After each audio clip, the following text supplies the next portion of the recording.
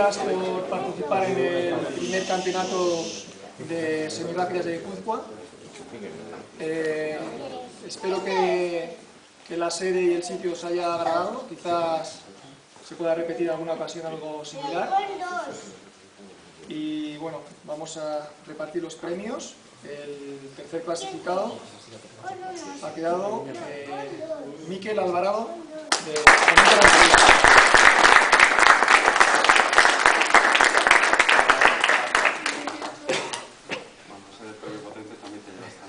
Eso para tomar el champán. Muy bien.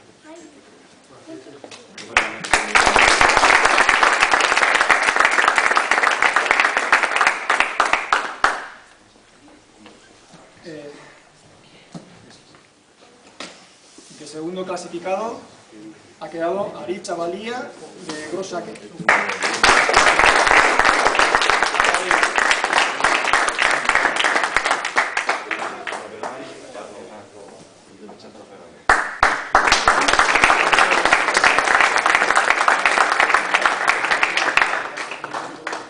Y primer campeón de Guipúzcoa de semirápidas, Eric Juez.